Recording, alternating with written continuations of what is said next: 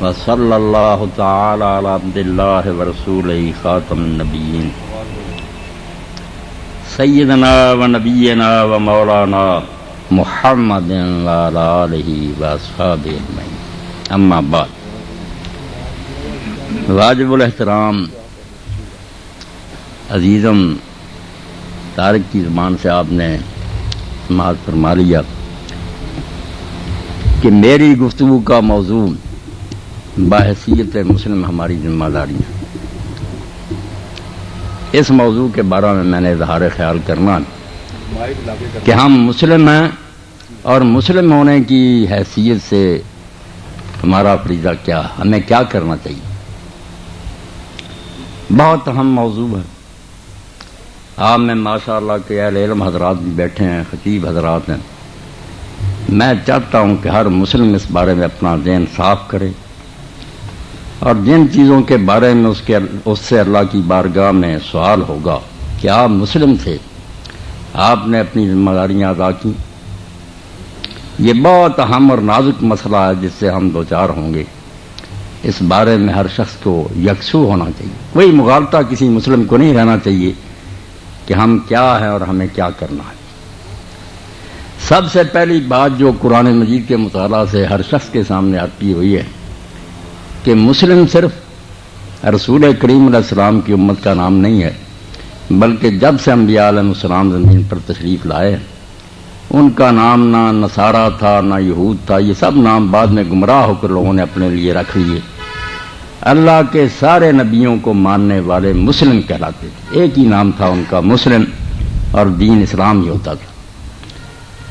مگر اب مسلم صرف وہ شخص کہلائے گا جو دو باتوں پر ایمان رکھے اور ان کا اعتراف کرے۔ اب دوسری امتیں مسلم نہیں رہی، وہ اپنے وقت میں مسلم ہی تھی، انبیاء نے انہیں دین اسلام ہی دیا تھا، مگر اب نہیں وہ مسلم، وہ غیر مسلم ہے۔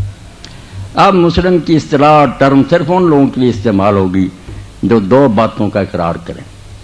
ایک تو یہ مانیں کہ یہ کائنات اتفاقاً وجود میں نہیں آ گئی، اس کا پیدا کرنے والا ایک الہ ہے، رب ہے جس نے اس دنیا کو پیدا کیا، وہ اس کو چلا رہا ہے۔ یہ دنیا اللہ کے بغیر نہیں، اس کا ایک خالق و مالک ہے۔ یہ جو لا الہ الا اللہ کا اقرار ہے یہ مسلم ہونے کے لیے پہلی شرط ہے۔ اب جو آدمی اس عقیدے کو تسلیم نہ کرے، جیسے نصارہ میں گمراہیاں پیدا ہو گئیں کہ وہ عیسیٰ علیہ السلام کو اللہ اور اللہ کا بیٹا، وہ نہیں مسلم رہے۔ مسلم کے لیے پہلی شرط یہ ہے کہ وہ لا الہ الا اللہ کو مانے۔ اور دوسری بات جو ہے اس سے بھی بڑی، کیونکہ اللہ کو ماننے والے تو انبیاء کے سارے موت کے لوگ تھے، جس سے امت بنتی ہے وہ نبی پر ایمان ہے۔ نبی کو جب مانتے ہیں لوگ پھر وہ ایک امت بن جاتے ہیں۔ جب نیا نبی آ جاتا ہے وہ نئی امت بن جاتی ہے۔ نبی کا منصب آپ سب حضرات اس بارے میں ذہن صاف کریں، کیونکہ یہ بڑی ایک نازک بحث ہے جو ہمارے درمیان پیدا ہوئی۔ قادیانی گروہ بھی ہم میں سے الگ ہوا، لوگ کہتے ہیں وہ نمازیں پڑھتے ہیں، روزے رکھتے ہیں، باقی سنت پر عمل کرتے ہیں۔ سنت پر عمل کرنے میں جانتا ہوں کہ اہل حدیثوں سے بھی آگے، کوئی بحث نہیں کرتے وہ، مگر وہ مسلم نہیں شمار ہوتے، اس لیے کہ وہ اس شرط کے منکر ہو گئے کہ اب رسول کریم علیہ السلام کو اس دنیا میں جو نبوت اللہ تعالیٰ نے عطا فرمائی، اس کے بعد کسی کو یہ عہدہ نہیں ملے گا، کوئی شخص نبی نہیں بنے گا۔ یہ دوسرا بنیادی عقیدہ جس کی وجہ سے جو لوگ اس پر مانیں گے وہ مسلم رہیں گے کہ اللہ ایک ہے، محمد رسول اللہ صلی اللہ علیہ وسلم اللہ کے آخری نبی رسول ہیں۔ یہ عقیدہ مسلم ہونے کے لیے بالکل لازم ہے۔ جو اس میں ذرا بھی شک کرے گا، کسی نئے آدمی کو نبی مانے گا، وہ اس امت سے کٹ جائے گا، ایک نئی امت بن جائے گا۔ ہم نہیں دیکھیں گے کہ اس کا عقیدہ کیا ہے، شرک نہیں کرتا، وہ سنت پر عمل، سب چیزیں ختم ہو جائیں گی، وہ ہم میں سے نہیں رہے گا، کیونکہ نبی کا منصب ایک ایسی بات ہے جس سے کفر اور ایمان کی تفریق پیدا ہو جاتی ہے۔ یہ چھوٹا مسئلہ نہیں، یہ نہیں کہ کوئی مجدد بن گیا، امام بن گیا، یہ کوئی چیز نہیں۔ اگر کوئی شخص کسی کے بارے میں خیال کرتا ہے یہ صدی کا مجدد مانتا پھرے، حسن ظن، دوسرا کہتا میں نہیں مانتا، یہ گمراہ ہے، یہ کوئی عالم نیک نہیں، کچھ نہیں فرق پڑتا۔ مگر نبی ہونا کوئی ایسی بات نہیں سرسری۔ نبی جب اللہ کی طرف سے آتا ہے تو لازماً یہ سوال پیدا ہو جاتا ہے کہ یا لوگ اس کو مانیں اگر وہ سچا ہے، ورنہ کافر ہو جائیں گے۔ بے شک پہلے نبیوں کو مانتے رہیں، مسلم نہیں رہیں گے۔ عیسائی آپ دیکھتے ہیں کہ عیسیٰ علیہ السلام تک سب نبیوں کو مانتے ہیں، صرف محمد رسول اللہ صلی اللہ علیہ وسلم جب آئے انہوں نے نہیں مانا، ہم نے مان لیا، الگ امت ہو گئے۔ نبی پر ایمان جو ہے ایسے ایک امت جو ہے الگ ہوتی ہے، ماننے والے الگ امت ہو جاتے ہیں، جو نہیں مانتے وہ الگ امت ہو جاتے ہیں۔ اس لیے وہ مسئلہ بہت نازک ہے. اسی لیے حضرت سیدنا امام ابو حنیفہ رحمۃ اللہ علیہ کے زمانہ میں ایک شخص کذاب نے دعویٰ نبوت کر دیا، وہ نبی بن بیٹھا. اب اس نے یہ بھی کہا کہ اگر تم لوگ میری صداقت کا امتحان کرنا چاہتے ہو، دیکھنا چاہتے ہو کہ میں اللہ کی طرف سے نبی ہوں یا نہیں، مجھ سے کوئی معجزہ مانگو. تو کئی لوگوں نے حضرت سیدنا امام اعظم رحمۃ اللہ علیہ سے پوچھا کہ کیا ہم اس سے کوئی معجزہ مانگیں؟ تو آپ نے فرمایا من طلب منہ علامۃ قد کفر، جس نے اس سے کوئی معجزہ مانگا وہ کافر ہو جائے گا. معجزہ دکھایا یا نا وہ نکل گیا اسلام سے. اس نے شک کیا کہ اللہ کے رسول صلی اللہ علیہ وسلم نے فرمایا کہ لا نبی بعدی، میرے بعد اب کوئی نبی نہیں. اس لیے نبوت کا منصب جو ہے یہ معمولی مسئلہ نہیں.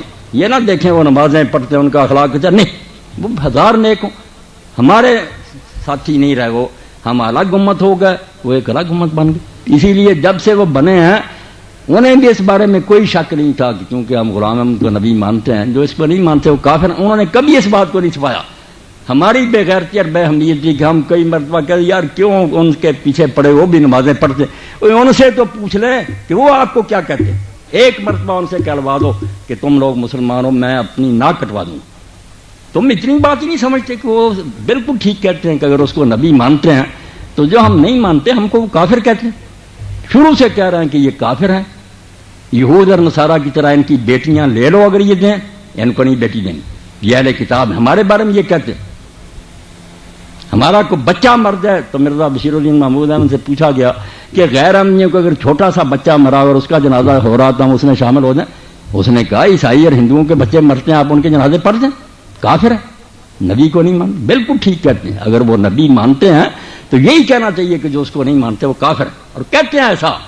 اور ہمیں بھی عقل ہونی چاہیے کہ جو ہم اس کو جھوٹا کہتے ہیں ہم ان کے بارے میں نرم گوشہ نہ رکھیں. کبھی نہ سوچیں کہ یہ بھی اچھے لوگ نہیں، وہ خدا کو حساب دیں گے مگر ہم سے الگ ہے، بالکل ہمارے امت میں نہیں رہے، الگ امت بنی. تو مسلم ہونے کے لیے یہ دو چیزیں شرط ہیں، اللہ کی توحید کو مانے اور محمد رسول اللہ صلی اللہ علیہ وسلم کو آخری نبی مانے. صرف نبی نہ مانے، آخری مانے کہ اب آپ کے بعد کسی کو عہدہ نہیں ملے گا.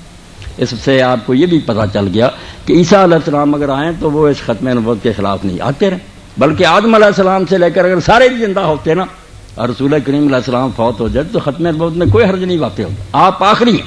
آخری کا مطلب یہ کہ لا ینبا احد بعد، اب نئے کسی آدمی کو یہ عہدہ نہیں ملے گا. پہلے بشک زندہ رہے. میرے گھر میں 8-10 بچے پیدا ہوئے، اگر پہلے سارے زندہ رہے میرا آخری بیٹا فوت ہو جائے تو آخری تو وہی ہے خاتم الاولاد جو بعد میں پیدا ہوا. پہلے زندہ رہیں یا نہ رہیں، حضور آخری نبی ہے کہ آپ کو جب یہ عہدہ اس دنیا میں ملا اب کسی نئے کو نہیں ملے گا. پہلے بے شک زندہ رہیں، وہ زندہ رہیں گے مگر حضور کے تابع ہوں گے، آپ کے پیرو ہوں گے. عیسیٰ علیہ السلام بھی آئیں گے، کوئی نیا دین نہیں لائیں گے، کوئی نئی شریعت نہیں لائیں گے. مسلمانوں کو آ کر بالکل نہیں یہ کہیں گے کہ ہم مجھ پر ایمان لاؤ. وہ اللہ کے سچے نبی مگر اس امت میں شامل ہو جائیں گے. حضور علیہ الصلوۃ والسلام کی امت کا امام ہوگا جو فجر کی جماعت کھڑی ہوگی، اقامت ہو رہی ہوگی، عیسیٰ علیہ السلام تشریف لائیں گے. وہ کہیں گے امام صاحب یا روح اللہ قدم تار صلی، آؤ اللہ کے پیغمبر آپ آ گئے نماز پڑھائیں. فرمایا نہیں، اللہ نے اس امت کو یہ شان بخشی ہے، نماز تم پڑھاؤ میں پیچھے پڑھوں. اب حضور کا دور ہے، سابقہ صدر رہے، اب صدارت حضور صلی اللہ علیہ وسلم کا، اب کوئی شخص نیا نبی نہیں بنے. تو مسلم کون ہوگا پہلے یہ واضح کرنا تھا کہ مسلم کی حیثیت سے پہلے مسلم تو سمجھے کہ اللہ کی توحید کو مانے اور حضور کو آخری نبی مانے. یہ جو بات مانتا ہے وہ مسلم ہے. اب مولوی حضرات بھی بیٹھے ہیں، سمجھ لیں کہ کوئی شخص جو یہ دو باتیں مانتا ہے اس کو آپ کافر نہیں کہہ سکتے. صاف سن لیں مجھ سے، جس نے بحث کرنی مناظرہ میدان میں آئے، وہ شیعہ ہو، وہ بریلوی ہو، وہ دیوبندی ہو، وہ اہل حدیث ہو، ان گروہ میں سے کوئی کافر نہیں. آپ گمراہ کہہ سکتے ہیں، غلط کہہ سکتے ہیں کہ اس کا یہ مسئلہ جو ہے نہیں ٹھیک، کافر نہیں کہہ سکتے. کافر وہی ہوگا جو ان دو باتوں میں سے کسی کا انکار کرے گا، اللہ کی توحید کا انکار کرے، محمد مصطفیٰ صلی اللہ علیہ وسلم کو آخری نبی نہ مانے. کافر نہیں ہو سکتا، یاد رکھیں آپ. اور اس امت کی شرادہ بندی کسی امام کی وجہ نہیں ہے، نہ کسی ولی کی وجہ سے کہ ہم فلاں ولی کو مانتے نہیں. ولیوں میں اختلاف ہے. کوئی کہتا ہے شیخ عبدالقادر جیلانی رحمۃ اللہ علیہ سب سے بڑے ولی ہیں. ان دنوں میں ایک بریلوی عالم نے کتاب لکھی کہ بالکل افسانہ ہے، وہ نہیں بڑے ولی، فلاں بزرگ بڑا ولی. اپنا خیال. کوئی کسی کو ماننے سے نہ مسلمان ہوا نہ کافر ہوتا. کن کو ماننے سے ہم مسلمان ہوئے؟ انڈونیشیا سے لے کر امریکہ تک صرف ایک رشتہ ہے جس نے ہمیں ایک بنا رکھا ہے، اور وہ محمد مصطفیٰ صلی اللہ علیہ وسلم کو نبی ماننا. یاد رکھیں اس کو جو نقصان پہنچاتا ہے کہ حضور کو ماننے والے کو کہتا ہے کہ یہ کافر ہے، وہ شخص خود کافر ہے. رسول اللہ نے کہا جو کلمہ گو کو کافر کہے وہ خود کافر ہو جاتا ہے. کسی کو کافر نہ کہو. توبہ کرو کہ مسلمان گروہ جتنے ہیں ان کو کسی کو کافر نہیں کہنا. آپ مسائل میں بحث کریں، کہیں کہ آپ لوگوں کی یہ بات غلط ہے، اس کی کوئی دلیل نہیں. کافر نہیں. جو اللہ کو مانتا ہے، رسول اللہ کو آخری نبی مانتا، مسلم بالکل وہ اسلام کے دائرے میں. غلطیاں ہو سکتی ہیں، مغالطے ہو سکتے ہیں، اس کی باتیں جھوٹی ہو سکتی، کافر نہیں ہو سکتے، بالکل نہیں کافر ہو سکتے. نادان اور جاہل لوگ ہیں جو چھوٹی چھوٹی باتوں پر کفر کے فتوے دیتے ہیں. اور یہ فتنہ تکفیر جو جتنا اس نے اسلام کو نقصان پہنچایا کہ ہر شخص جو ہے نا اس سے کم بات ہی نہیں کرتا کہ صرف ہم مسلم ہیں باقی کافر ہیں. جھوٹ بولتے ہیں، سارے مسلم ہیں. اللہ کے رسول کا دامن پکڑنا کوئی چھوٹی بات نہیں. آپ میرے سامنے بیٹھے ہیں، مجھے اور آپ کو سب سے بڑی جو اللہ تعالیٰ کی نعمت نصیب ہوئی ہے وہ حضور صلی اللہ علیہ وسلم کا وابستہ دامن ہونا. حضور کی امت میں ہونا چھوٹی بات نہیں. آج سے 1000 سال پہلے اسپین میں ذکر کر رہے تھے طارق صاحب، اسپین میں ہم نے حکومت کی ہے. وہاں بڑے بڑے عالم پیدا ہوئے، ابن حزم جیسے، ابن عبد البر جیسے امام، جن پر اسلام کی ستون ہیں وہ لوگ. ان میں ایک شخص گزرے ہیں قاضی ایاز رحمۃ اللہ علیہ، بہت بڑے عالم ہیں، حدیث کی کتابوں کی شرح لکھی ہے.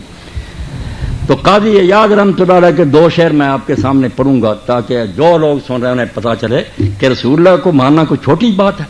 آپ اس کی بے قدری کرتے ہیں. ایک آپ کا بھائی ہے وہ کہتا میں حضور کو نبی مانتا ہوں، اشہد ان محمد رسول اللہ، مناروں پر پکارا. آپ ظلم کرتے ہیں کہ نہیں تو مسلم نہیں ہے تو ہمیں. آپ شرم کریں کہ اس کے بعد اور کون سی بات رہے گی جس کو وہ مانے گا تو مسلم ہوگا. حضور کو تو مان رہا. آپ کو اس پر نہیں تسلی ہوئی کہ نبی پاک کے ماننے والا، کیوں آپ نے اس کو کاٹا؟ آپ نے اپنے جسم کا ایک ٹکڑا کاٹ کر پھینکا. یہ سب علماء اور مولوی ظالم ہیں جو کفر کے فتوے دیتے ہیں. کوئی کافر نہیں. ایک ہی گروہ بتایا میں نے. یہ گالی نہیں، کافر کی سیدھی سی بات ہے کہ اگر قادیانیوں کو ہم کافر نہ کہیں تو ہمیں ماننا چاہیے کہ ہم کافر ہیں. اس میں ناراض ہونے کی بات نہیں. اگر وہ نبی ہے ہم نے نہیں مانا، ہم کافر ہو گئے، ٹھیک ہے بات. اور اگر وہ نہیں ہے، جنہوں نے مان لیا وہ نہیں مسلمان رہے. نبی سے امت بنتی ہے تو جو رسول اللہ کو مان رہے ہیں وہ ایک امت ہے. بالکل ان میں 1000 جھگڑا ہو اختلاف، وہ عالموں کی باتیں، کافر نہیں ہو سکتے. اب قاضی اعجاز کیا فرماتے ہیں؟ سبحان اللہ، کیسی بات کہی انہوں نے قاضی اعظم رحمۃ اللہ نے. یہی ہمارے ذہنوں میں نہیں بیٹھتا کہ حضور کوئی چھوٹی بات. اللہ اکبر. اس کائنات میں کوئی آپ جیسا پیدا ہوا نہ ہوگا، ایسا نبی اللہ نے ہمیں نصیب کرنا. اور ہم ان کا کلمہ پڑھ رہے ہیں. بھائی جو ایک ماں کی پیٹ سے پیدا ہوتے نا وہ بھی اتنے بھائی نہیں جتنا حضور کو ماننے والے بھائی. وہ مشرق اور مغرب میں رہتے ہیں تو انہیں در دل مسلم مقام مصطفیٰ آبروئے ماذ نام مصطفیٰ. میرے آپ سب حضرات بھائی بیٹھے ہیں اور رسول اللہ کے ماننے والے سینے سے لگا لو کہ میرے نبی کو مانتا، میرے آقا کے ماننے. تو قاضی ایاز فرماتے ہیں وَمِمَّا زَادَنِي شَرَفًا وَتِيهًا فَكِدتُّ بِأَخْمَصِيَّةٍ سُرَيَّا. کہ مجھ پر اللہ نے جو انعام کیے ہیں اس کی وجہ سے ناز کرتے ہوئے، فخر کرتے ہوئے مجھے تو یوں لگتا ہے کہ میرے قدم جو ہیں وہ زمین پر نہیں ہیں، مگر میرے پاؤں جو ہیں سریا کو روند رہے ہیں. میں آسمان کی بلندیوں پر کھڑا ہوں. میری شان مسلم کی اتنی اونچی اتنا. وَمِمَّا زَادَنِي شَرَفًا وَتِيهًا فَكِدتُّ بِأَخْمَصِيَّةٍ سُرَيَّا. جب میں خیال کرتا ہوں مجھے اللہ نے یہ چیز کون سی چیزیں دو. دخولی تحت قولک یا عبادی وان سیرت احمد علی نبیہ. 2 انعام کہ ایک تو اللہ جب تو قرآن میں کہتا ہے میرے بندو، میں پتہ چلتا کہ ان بندوں میں الحمدللہ میں بھی ہوں، میں بے دین نہیں، اللہ کے بندوں میں شامل ہوں. اور دوسرا یہ انعام کہ تو نے احمد صلی اللہ علیہ وسلم کو میرا نبی بنایا. سبحان. ایک میرے لیے نبی ایسا کر کیا، دوسرا اپنے بندوں میں شامل کیا. اتنا بڑا انعام کہ قاضی ایاز یحصلی فرماتے ہیں کہ مجھے اس سے یہ معلوم ہوتا ہے کہ میں زمین پر نہیں کھڑا، آسمان کی بنا. میرا مقابلہ اس کائنات میں کوئی نہیں کر سکتا. مسلم اتنی بڑی اونچی بات. مسلم جو ہے ان کو کس شاہ نے مسلم بنایا؟ ہمارے علاقے الگ الگ ہیں. ہم پاکستان میں، کچھ لوگ ترکی میں، کچھ ایران میں، کوئی عراق میں، ساری دنیا پھیلے ہوئے. جغرافیائی لحاظ سے ان کے علاقے ہم سے جدے ہیں. زبانیں بھی مختلف ہیں. ہم میں سے کوئی پنجابی بولتا ہے، کوئی پشتو بولتا ہے، کوئی عربی بول. زبانوں میں فرق، نسلوں میں فرق ہے، رنگوں میں فرق ہے، مگر ایک شے میں فرق نہیں ہے. مشرق سے مغرب تک جو بھی جب سینہ چیریں گے وہ یہی نکلے گا. حضور سے مخاطب ہو کر کہتے ہیں وہ چیر کر دیکھ لے میرے دل کو، نام تیرا ہے اور خدا کی یاد. اللہ. ہر ایک کے دل پر یہ سطر لکھی ہوگی، خواہ وہ انڈونیشیا میں رہ رہا ہوگا وہ امریکہ میں ہوگا، ہر مسلم کے سینے پر لا الہ الا اللہ ہوگا اور محمد رسول اللہ ہوگا۔ وہ کہے گا اے اللہ کے رسول چیر کر دیکھ لے میرے دل کو، نام تیرا ہے اور خدا کی یاد۔ اس سے بڑی کوئی دولت مل سکتی ہے؟ کوئی عقل کرو، یہ مسلم کی حیثیت کو پہچانو، باقی حیثیتیں بھول جاؤ، نہ تم ایرانی ہو، نہ ٹرکی ہو، نہ پاکستانی ہو۔ یہ جو لوگ کہتے ہیں ہم پہلے پاکستانی ظالم ہیں، یہ کفر کا کلمہ ہے۔ ہم کچھ نہیں، ہم صرف مسلم ہیں، رسول اللہ کی امتی ہیں۔ یہ وہ رشتہ ہے جس کو جو نظر انداز کرتا ہے، یہ کہتا ہے اس کو پیچھے ڈال دو، دین کا دشمن ہے۔ ہمیں تو اسلام نے یہی بات، اور آج بھی لوگ جاتے ہیں علامہ اقبال رحمۃ اللہ علیہ کی قبر، کون سی ربائی لکھی ہے؟ وہ مرد کلندر مر گیا مگر اس کی قبر پر لکھا ہوا نہ افغان ہیں نہ ترک و تتار ہیں، ہم نہ افغان ہیں نہ ترک ہیں نہ تتاری ہیں۔ جو مسلمانوں کو یہ سبق پڑھاتا ہے کہ تم فلان اصل کیوں بے دین ہے، پھر امت کو ٹکڑے کرنا چاہتا۔ نہ افغان ایمو نہ ترک و تتار چمن زاد ایمو از یکشا سارے۔ ہم تو ایک باغ کے پودے ہیں اور ایک چانی کے پتے ہیں، اور وہ درخت ہے جس کی جڑ محمد مصطفیٰ صلی اللہ علیہ وسلم، جو آپ کی امت میں ہمارا بھائی ہے، مشرق میں رہتا یا مغرب میں رہتا۔ تمیز رنگ و بو برما حرامس کہ ماں پروردہ یک نو بہار۔ ہم میں رنگ و بو کی تمیز حرام ہے۔ جس حرامی نے یہ سوال اٹھایا کہ یہ تو ٹرکی ہے، ہم پاکستانی، یہ ہمارا کیا لگتا؟ بے دین ہے تو، کافر ہے تو، ترکی اور پاکستانی کی بات کرتا، مسلم کی کیا؟ ہم حضور کی امت ہے، رسول کریم صلی اللہ علیہ وسلم اس امت کے باپ ہے، حضور کی بیویاں امت کی ماں ہے، سارا ایک کنبہ ہے۔ اس رشتے کو جو نظر انداز کرتا ہے کہ نہیں مسلم کی حیثیت کو چھوڑو، تم اپنے ملک کی فکر کرو، ظالم، ہم نہیں ملکوں کی بات کریں گے، نہیں، یہ کوئی چیز نہیں ہمارے نزدیک، صرف محمد مصطفیٰ صلی اللہ علیہ وسلم حضور، ان کا جو ماننے والا سگے بھائیوں سے وہ ہمارا زیادہ قریب ہے۔ اور آپ دیکھتے ہیں اسود از توحید احمر میشود خیش فاروق و ابو ذر میشود، کالا تھا حبشی تھا مگر وہ قریشیوں سے بڑھ کر عزت پا گیا۔ حضور نے کعبے کی چھت پر اس کو فتح مکہ کے موقع پر، بلال کھڑا ہوا کعبے کی چھت پر، اذان اس نے کی، نہ ابو بکر کھڑا ہوا نہ علی کھڑے، حضور نے عزت بخشی۔ اور جب کعبے کے دروازے کھلے آپ دیکھتے ہیں کہ قریش کے سرداروں میں سے اور حضور کے خاندان میں سے کوئی اندر نہیں گیا، حضور گئے اور آپ کے ساتھ اسامہ گئے، بلال گئے، سارے وہ جن کو لوگ غلام کہتے تھے۔ کون سا رشتہ تھا؟ اسود از توحید احمر میشود، جو اللہ کے رسول کو مان لیتے ہیں وہ گورے کالے جائیں نا، گوروں کے رشتہ دار بن جاتے ہیں۔ خیش فاروق و ابو ذر میشود، وہ حضرت عمر رضی اللہ عنہ ابو ذر کے رشتہ دار بن جاتے ہیں اور اپنے جو کاٹ دیے جاتے ہیں۔ حضور کا چچا تھا ابو لہب، قرآن میں اس کی مذمت آئی، کسی کی مذمت نام لے کر نہیں آئی، بڑے بڑے کافر سورت اتری، تبت یدا ابی لہب، سگا چاچا، کوئی رشتہ نہیں رہا، یہ نبی کو نہیں مانتا، دھتکار آ گیا۔ اور جنہوں نے مان لیا وہ پردیسی تھے، عزت پا گئی۔ اس لیے مسلم کی حیثیت کو تو پہلے پہچانو، ذمہ داریاں تو بعد کی بات ہے کہ مسلم کریں گے کیا۔ مسلم کون ہے؟ مسلم جو حضور کو آخری نبی مانتا، جو اس عقیدے کو مانتا، اس بیچارے کو نہ کہیں کہ یہ ہمارا بھائی نہیں ہے، اس کو کافر کوئی نہ کہے، اس کی مسجد میں جائیں، نماز پڑھیں، صاف سن لیں، میں نے کتاب اس پر لکھی، میرا اعلان ہے کہ کوئی ملا مولوی، چار امام جو گزرے ہیں پہلے اہل سنت کے، ان کی فتویٰ دکھائے۔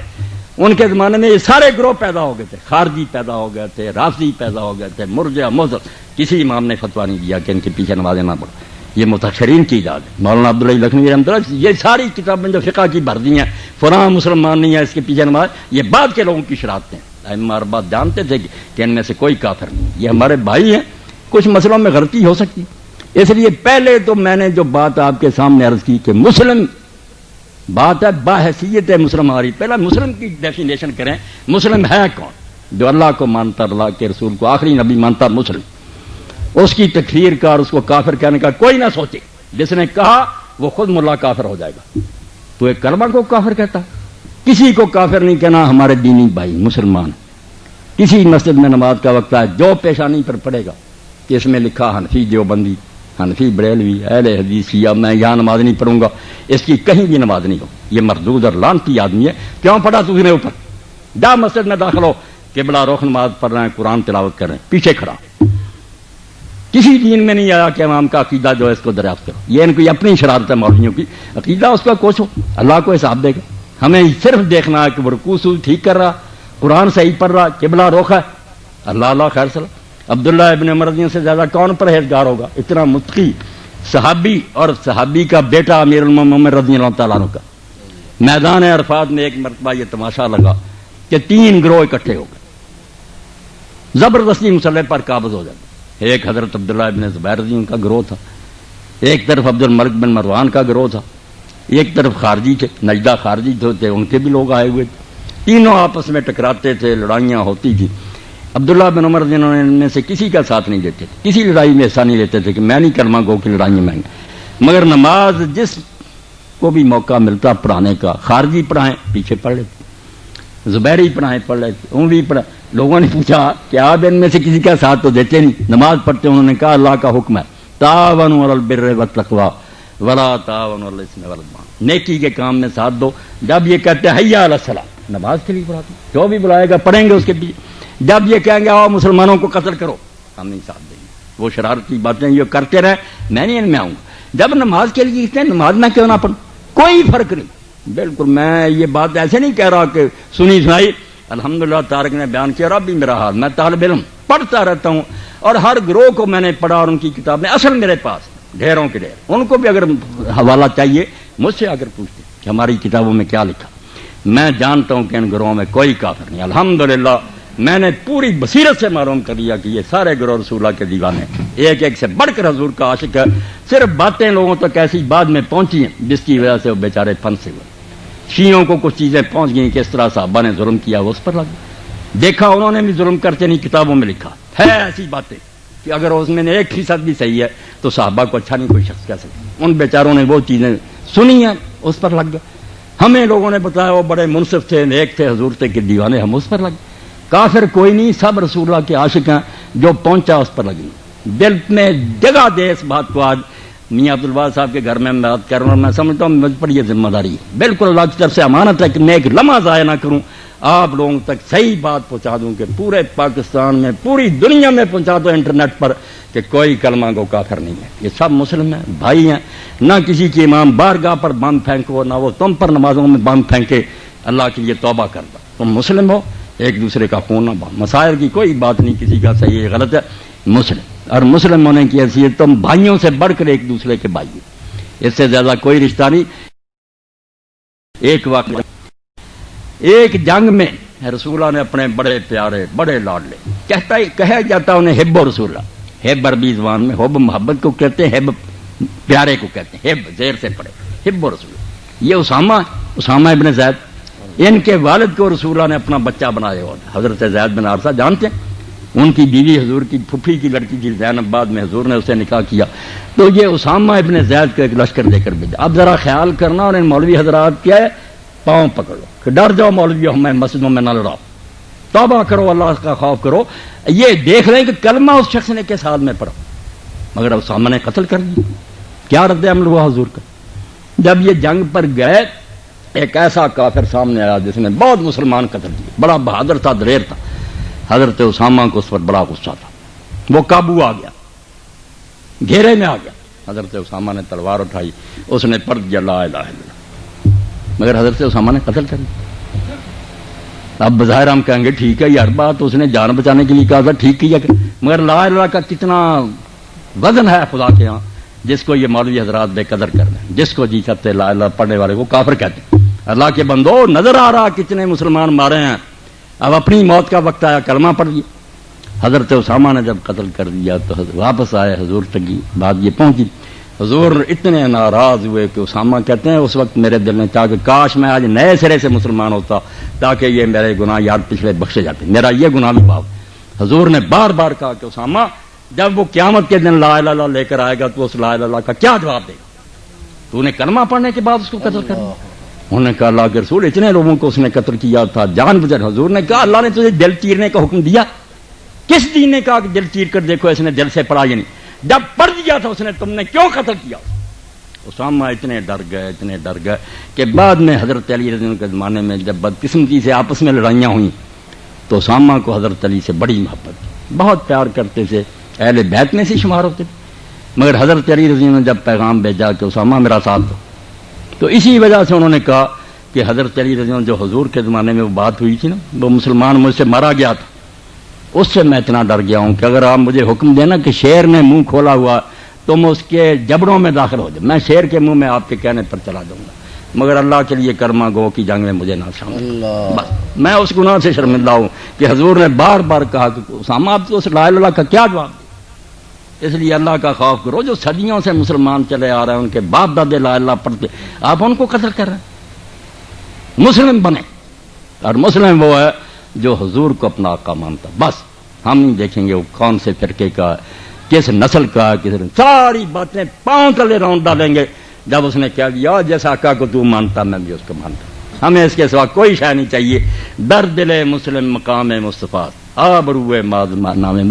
یہ عبدالواحد صاحب ناظم ہونے کی وجہ سے کوئی حیثیت نہیں رکھتے، یہ کونسلر ہونے کی، میں مولوی ہونے کی کوئی حیثیت کوئی میری شان نہیں۔ میری اور آپ کی سب سے بڑی عزت ہے کہ ہمارے سروں پر خاک ہے رسول اللہ کے قدموں، ہم حضور کے دامن سے چمٹے ہوئے ہیں۔ یہ اتنی بڑی دولت اللہ کی قسم جس کا ہم کوئی بدلہ ہی نہیں دے سکتے۔ اللہ نے جو انعام کیا کوئی بدلہ دے سکتا؟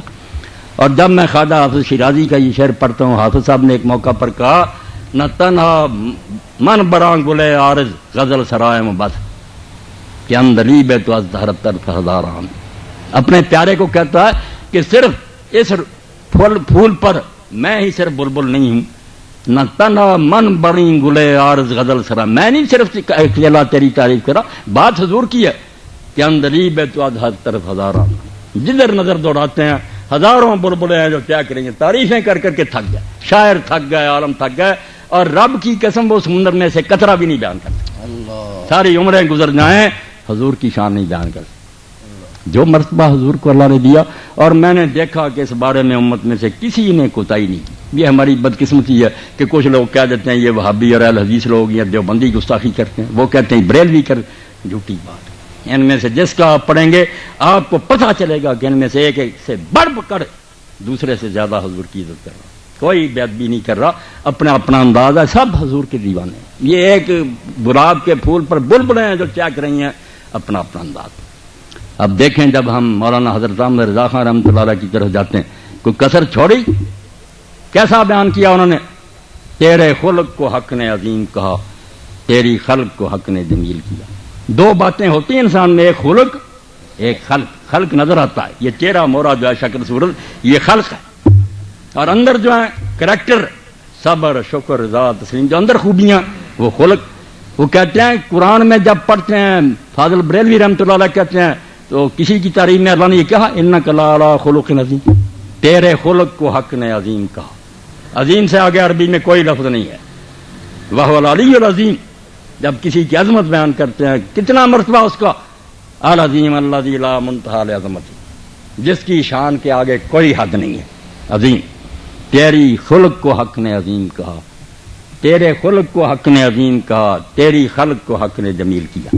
ظاہری شکل بھی ایسی بنائی کہ جس صحابی نے 14ویں رات کا چاند چمک رہا تھا، حضرت جابر بن سمرہ رضی اللہ عنہ فرماتے ہیں میں نے دیکھا حضور نے اس وقت سرخ جوڑا پہنا ہوا تھا، میں کبھی چاند کی طرف دیکھتا کبھی حضور کی طرف دیکھتا، اللہ کی قسم حضور مجھ کو چاند سے زیادہ خوبصورت لگا۔ تیرے خلق کو حق نے عظیم کہا، تیری خلق کو حق نے جمیل کیا۔ کوئی تجھ سا ہوا ہے نہ ہوگا شہا، تیرے خال کے حسن و ادا کی قسم، جس نے تجھ کو پیدا کیا میں اس خدا کی قسم سے کہتا ہوں۔ مولانا رضا خان کہتے ہیں کہ نہ تیرے جیسا کوئی بنایا نہ بنائے گا، کوئی تجھ سا ہوا ہے نہ ہوگا شہا، تیرے خال کے حسن و ادا کی قسم۔ پھر ہم دیوبند کی طرف گئے کہ تم لوگ کیا کہتے ہیں؟ میں نے دیکھا کہ جس شخص نے دیوبند کی بنیاد رکھی تھی مولانا محمد قاسم نانوتوی رحمۃ اللہ علیہ، اب جو ان کا پڑھے گا اسے پتہ چلے گا کہ ان میں سے ہر شخص رسول اللہ کا کیسا خادم تھا، کیسا محاذ اس نے سنبھالا ہوا تھا۔ جو دین پر حملہ کا حاضر ہوتا تھا یہ اللہ کے دین کے ڈیفینڈر تھے، محافظ کھڑے تھے، سر کچلتے۔ سوامی دیانند کھڑا ہوا، پادری فانڈر کھڑا ہوا، مولانا محمد قاسم نانوتوی اللہ میں آ گئے، ان کو بھاگتے اور راستہ نہیں ملا۔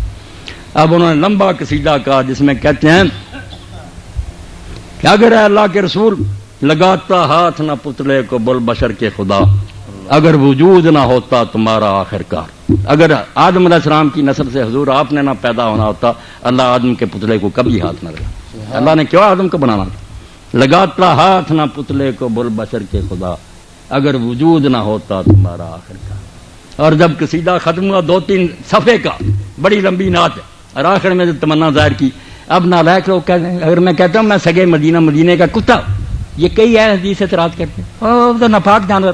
بھائی عقل کریں، یہ محاورہ ہے، وہ کتا نہیں بننا چاہتا. آج ہی کی بات کہتا کہ حضور کے دربار کا میں کتا ہی بن دوں. وہ پاک ناپاک کی بحث میں نہیں پھنسا ہوا، آپ اپنی نالائکی سے بحث میں الجھتے ہیں. تو مولانا نانوتوی رحمۃ اللہ علیہ فرماتے ہیں امیدیں لاکھوں ہیں. آپ ذرا صبر سے سنیں، میں میاں عبدالواحد صاحب کا شکر گزار ہوں، مجھے موقع دیا. یقین جانے رسالت مآب علیہ السلام کا تذکرہ میری رضا ہے. میں سمجھتا ہوں نالائق ہیں جو حضور کی امت میں ایک دوسرے کو لڑاتے ہیں. آپ کا امتی ہونا کوئی چھوٹی بات ہے. تو فرماتے ہیں مولانا پھر آخر میں تمنا کہ میں چاہتا کہ امیدیں لاکھوں ہیں. کہتے ہیں امیدیں تو ختم ہی نہیں ہوتی، آدمی یہ بھی چاہتا، یہ امیدیں لاکھوں ہیں لیکن بڑی امید ہے یہ کہ ہو سگانے مدینہ میں میرا نام شمار. وہاں کے کتوں میں مجھے شمار کر لیا. جیوں تو ساتھ سگانے حرم کے تیرے پھروں، مروں تو کھائیں مدینہ کے مجھ کو مور و مار. وہاں میری قبر بنے، وہاں کے سانپ اور کیڑے مجھے کھا دیں. پھر فرماتے ہیں جو یہ نصیب نہ ہو اور کہاں نصیب میرے کہ میں ہوں اور سگانے حرم کی تیرے کتاب. مگر قاسم بیچارے کی کہاں یہ قسمت کہ یہ مدینے کے کتوں میں پھرے، میں تو ہندوستان میں پھنسا ہوں. تو پھر کہتے ہیں اڑا کے بعد میری خاک کو پس مرگ کرے حضور کے روضہ کے آس پاس نثار. میں جب مر جاؤں اور میری لاش تو مٹی ہو جائے تو ہوا مجھ پر مہربانی کرے کہ یہ میری مٹی کو اڑا جائے اور حضور کے روضہ کے آس پاس بخیر میری مٹی وہاں پہنچ. جو یہ نصیب نہ اور کہاں نصیب میرے کہ میں ہوں اور سگانے مدینہ کی تیرے کتاب. اڑا کے بعد میری خاک کو پس مرگ کرے حضور کے روضہ کے آس پاس نثار. پھر بیچارے کہتے ہیں یہ بھی کیسے ہوگا، میں چاہتا ہوں مگر کہاں جائے گی میری مٹی. ولے یہ رتبہ کہاں مشتخا کے قاسم کا کہ جائے کوچائے اتھر میں تیرے بن کے غبار. آخر میں کہتے ہیں بس اب درود پرس پرس کی آل پہ تو کہ تا وہ خوش ہو اس سے تجھ سے اور اس کی عطرتے تھا. بس درود پڑھ الہی اس پہ اور اس کی آل پہ بھیج، وہ رحمتیں کہ عدد کر سکے نہ ان کو شمار. کسی کمپیوٹر میں نہ آئے اتنے درود حضور پر نازل کر. سن لیا دیوبندی کا. پھر میں شیعوں کی طرف گیا کہ آپ لوگ کیا کہتے ہیں. اس کتاب کو دیکھا جو صحیح بخاری کے درجے کی ہے، کافی کو دیکھا، اصول کافی میں پڑھا. رسول کریم علیہ السلام کے حالات میں آیا کہ لوگوں نے امام جعفر الصادق علیہ السلام سے کہا کہ امام رسول کریم صلی اللہ علیہ وسلم کے بارے میں کیا کہتے ہیں آپ. انہوں نے کہا ہمارے دادا نے تو امیر المومنین علی علیہ السلام نے یہ فرمایا تھا ما برا اللہ نسمۃ خیر من محمد صلی اللہ علیہ وسلم. اللہ نے کوئی جان ایسی نہیں پیدا کی نہ زمین میں نہ آسمان میں جو محمد رسول اللہ سے بڑھ کر، حضور سے بہتر اللہ نے کوئی پیدا نہیں کیا. بل جو بنانا تھا نا رخ مصطفیٰ ہے وہ آئینہ، کیا بیسا دوسرا آئینہ، نہ ہماری چشم خیال میں نہ دکان آئینہ تھا. اللہ نے وہ سانچہ ہی توڑ دیا. نہ آپ جیسا بنایا نہ بنائے گا، بالکل کوئی نہیں بنایا نہ بنائے گا. حضور کو بے مثال بنایا، اپنی کائنات میں ایسا بنا دیا جس کی کوئی نظیر اور مثال نہیں. بھوپال چلا گیا پھر میں، اور میں نے اس شخص کو دیکھا جس کی وجہ سے ہندوستان میں یہ تحریک اہل حدیث پھلی پھولی، جس کو اللہ نے موقع دیا کہ شاہ جہان بیگم جو ریاست بھوپال کی بیگم تھی، نواب تھی، انہوں نے اس سے نکاح کر لیا. سید نواب صدیق حسن خان ہم تو 300 سے زیادہ کتاب لکھی عربی میں، قرآن کی تفسیریں حدیثیں، اور سارے اس ملک میں نیل اوتار فتح الباری انہوں نے لا کر چھپا کر لوگوں کو دی. ان کا سیدھا نفس تیب دیکھا کہ نواب صاحب آپ کیا کہتے ہیں حضور.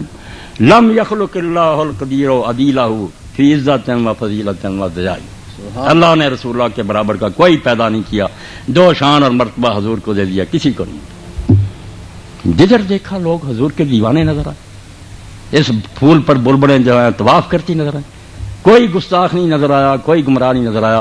یہ لوگوں کی تنگ ظرفی اور دماغ کی تنگی ہے کہ اپنے گھروں میں بیٹھے ہیں کہ ہم ہی مسلم ہیں، دوسرے مسلم نہیں، سب مسلم. آپ اس کنویں کے مینڈک کی طرح نہ رہیں، نکلے اس کنویں سے سمندر میں چلے جائیں، سب نظر آئیں گے کہ بڑے بڑے عالم ہیں، تہجد گزار ہیں، اولیاء اللہ ہے، شیعوں میں بریلویوں میں کوئی کافر نہیں ہے. مسائل ایسے ہی کسی کو جو پہنچا بیچارہ سمجھ رہا کہ حضور نے یہی فرمایا، کوئی وہی نہیں آ رہی کسی کو، نہ حضور مل رہا ہے کہ فیصلہ ہو جائے کہ آپ نے رفع یدین چھوڑ دیا تھا یا نہیں چھوڑ دیا تھا. جن بیچاروں کو پتا چلا آپ آخر تک کرتے رہے، وہ اپنے باپ کی سنت سمجھ کر کرتے. انہوں نے کہا حضور کرتے رہے، کیوں اجر نہیں ملے گا. جو نہیں کرتا وہ بیچارہ کہتا ہمیں تو علماء نے بتایا کہ حضور پہلے کرتے تھے بعد میں چھوڑ دیا. اب یہ بات صحیح ہے یہ علماء فیصلہ کرتے. پھر ایک آدمی نے اگر چھوڑ دیا کہ علماء کہتے ہیں یار حضور نے چھوڑ دیا، اس بیچارے کی نیت کا اس کو اجر ملے گا یا نہیں ملے گا. اللہ ظلم کرے گا.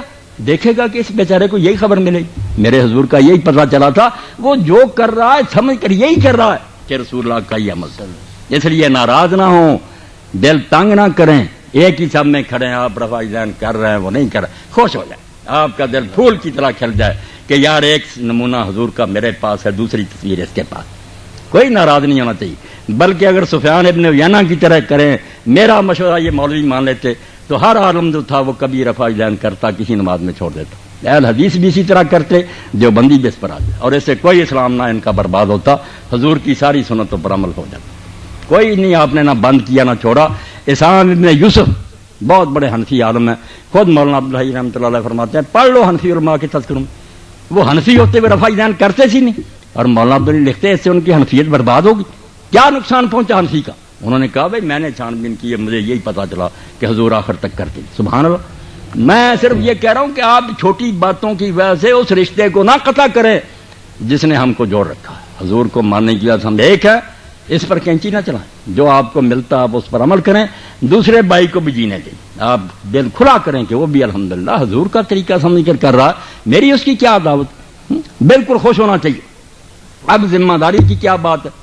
ذمہ داریاں تو بہت ہیں, مگر ایک بات میں کہوں گا جو اصولی ذمہ داری جس کو ہم بھولے ہوئے, علماء بھی آپ بھی لیڈر بھی, وہ ذمہ داری کیا؟ یہ جو ہے کہ نیک بنو, سچ بولو, یہ ساری امتوں کو حکم تھا. مگر ایک کام جو ہمارے دل میں لگا نا, بحیثیت مسلم کہ رسول اللہ آخری نبی ہو گئے, وہ بوجھ میرے اور آپ کے کندھوں پر آ گیا, جس کو ہم بھولے ہوں, جس کی پوچھ ہوگی اللہ کی عدالت میں. یہ نماز اور روزے نہیں اتنے پوچھے جائیں گے جتنی یہ بات پوچھی. اس کی طرف کوئی دھیان نہیں کرتا کہ نبی کیوں آتے تھے. رسول مبشرین و منذرین لئلا یکون للناس حجۃ اللہ بعد الرسل. اس لیے رسول اور نبی آئے ہیں کہ قیامت کے دن کوئی بندہ اللہ کی عدالت میں یہ نہ کہہ سکے کہ مجھے دین نہیں پہنچا تھا, مجھے تو اطلاع ہی نہیں ہوئی تھی, اس لیے میں کیسے عمل کر. اللہ نے پہنچا دیا, بالکل نوٹس دروازے دروازے پر چسپاں کر دیا کہ یہ باتیں تمہارے لیے ناجائز ہیں. اب نبی ہو گئے بند, مگر لوگ تو پیدا ہونے بند نہیں نہ ہوئے.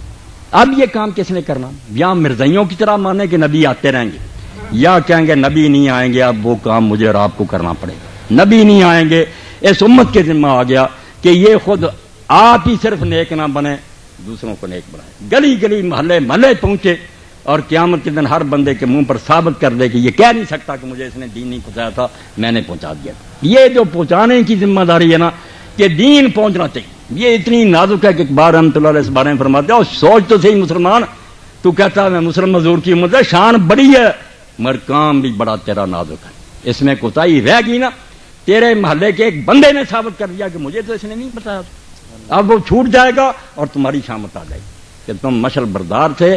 تم صرف آپ نیک نہیں تھے. عیسیٰ علیہ السلام نے انجیل میں جو کہا کہ نمک کا کیا کام ہے کہ جس سالن میں ڈال دیا اس کو بھی نمکین کر دیا. ہم کو کہا امتیوں کو تم زمین کا نمک ہو, اگر تمہیں نمکینی گم کر دو گے تو کہاں سے کھانے نمکین ہوں گے. یعنی تم چھوڑ دو گے کام, لوگوں تک دین نہیں پہنچائیں گے, امتیں جاہل ہو جائیں گی, وہ تو گمراہ ہو کر مریں گی, اور حساب تمہیں دینا پڑے گا کہ قرآن تمہارے ہاتھ میں ایک روشنی کی مشل تھی, کیوں روشنی نہیں کی؟ تم قافلے کے آگے آگے چلتے اندھیرا کیوں ہو گیا؟ اس لیے امتوں کو نہ روئیں کہ یہود نصارہ کیا کریں, وہ تو کریں گے دشمن. ہماری سب سے بڑی کوتاہی ہے کہ دوسروں تک پہنچانا تو گزارا, ہم تو خود عمل نہیں کر. اقبال فرماتے ہیں لرز مز شرم چورود شمار, ہر عورت سنے ہر مرد سنے. فرمایا جب دن قیامت آئے گا, عدالت ہوگی, اللہ کے رسول کھڑے ہوں گے, لرز مز شرم چورود شمار پرسدتا آبروئے روزگار. جس کو تو سمجھتا نا کہ وہ اس کائنات کے سردار ہیں, محمد رسول اللہ صلی اللہ علیہ وسلم, وہ کھڑے ہوں گے. تم امتی جاؤ گے تو جب حضور یہ پوچھیں گے تو فرماتے ہیں میں شرم سے پانی پانی ہو جاتا ہوں کہ تمہارے پاس جواب کیا ہوگا, یہ امت کیا جواب دے گی؟ حرف حق کا حضرت من بردائی بس تیرا آبادی گرام. اور مجھ سے تم نے اللہ کا کلام لے لیا تھا, میں نے میدان عرفات میں پوچھا تھا نا کہ پہنچا دیا میں نے, تو میں لاکھوں کے مجمع نے کہا تھا ہاں اللہ کے رسول پہنچا دیا. تو میں نے کہا نہیں تھا کہ اب نبی نہیں آئے گا, آگے پہنچانا. حرف حق کا حضرت من بردائی بس تیرا آبادی گرام. اللہ کا کلام مجھ سے لے لیا تھا, دوسروں تک کیوں نہیں پہنچایا؟ یہ جتنے کافر مرے نا ہندو سے, یہ تیری بدماشی ہے, تو کیوں سو گیا؟ تیرا کام تھا پوری دنیا میں اس روشنی کو پہنچانا, تو خود ہی اندھیروں میں گم ہو گیا. اس لیے اصل ذمہ داری جو ہے نا, بات میں نے اختصار سے بیان کی, وہ یہ ہے کہ ہر مسلم دوہری ذمہ داری ہے اس پر, خود نیک بنے اور پوری دنیا کو نیک بنانے کی اپنی پوری کوششیں اور صلاحیتیں صرف کر. رائی برابر کمی نہ چھوڑے اپنی زندگی، اپنے بچوں میں، اپنے دوستوں میں، اپنے محلے میں، جہاں جہاں تک اس کے بس میں ہے۔ ناظم ہے تو اپنے علاقے میں کام کرے، عالم ہے تو اپنے دائرہ خطابت میں کام کرے، حکمران ہے تو اپنی حکومت میں کرے۔ اگر کسی سے یہ کوتاہی ہوگی کہ اس نالائق کی وجہ سے لوگ گمراہ مر گیا، اس نے دین نہیں پہنچایا، شامت آ جائے گی، اس کی نماز روزہ کو نہیں دیکھا جائے گا کہ رسول اللہ کے بعد دین کے وارث تو تم تھے، کیوں دین نہیں پہنچایا؟ فرمایا جب اللہ کے رسول نے کہا کہ مجھ سے اللہ کا کلام لے لیا تھا، آگے کیوں نہیں پہنچایا؟ کیا جواب ہوگا تمہارے پاس؟ تو امت مسلمان کی اصل ذمہ داری یہ ہے کہ نبوت بند ہونے کے بعد نبیوں والا کام سنبھالے، جتنا جتنا کسی کے بس میں ہے۔ استاد اپنے شاگردوں میں سبق پڑھانے کے ساتھ ساتھ یہ کرے، صرف وہی کتابیں رٹا دے، امتحان پاس کرا کے دے دے، کوئی کام نہیں ہے۔ استاد صرف اس لیے نہیں، اس کی یہ بھی ذمہ داری کہ ان بچوں کے ذہنوں میں دین اتارے کہ بیٹا تم میرے پاس امانت ہو، یہ اللہ کے رسول کا دین ہے، مسلموں کو وہ سکھائے۔ ناظم اپنے علاقے میں صرف نہیں گلیاں لوگوں کی ٹھیک کرتا رہے، ان کی سڑکیں ٹھیک کرتا رہے، اس بات کا بھی خیال رکھے کہ میرے حلقہ نظامت میں کیا ہو رہا ہے، لوگ کیا دین کے خلاف کام کر رہے ہیں، اپنی حد تک ان کو روکنے کے لیے پورا زور خرچ کرے۔ اور اس سلسلے میں اگر اس کو یہ لات بھی مارنی پڑے نا، حکومت چھوڑنی پڑے، نظامت سے استعفیٰ دینا، یہ قربانی دے گا۔ مگر وہ کبھی میں بے حمیتی اور بے غیرتی نہیں کر سکتا کہ میرے علاقے میں تم رسول اللہ کے خلاف یہ سرگرمیاں کر رہے ہو۔ اگر ایسا کرتے بھائی میں حضور کے سامنے جب پیش ہوں گا، حضور پوچھیں گے کہ تو میرا امتی تھا اور تیرے علاقے میں یہ میرے دین کی مٹی پلیت ہوتی رہی، تجھے کوئی غیرت نہیں آئی؟ اور آپ کو پتا ہے نا کہ جب اللہ نے حکم دیا تھا کہ جاؤ فلاں بستی کوٹ دو، اب حدیث پاک میں آتا کہ فرشتوں نے کہا اللہ یہاں تو ایک ایسا بندہ جس کے اعمال نامے میں ایک گناہ بھی نہیں لکھا، اس نے تو کبھی گناہ ہی نہیں کیا۔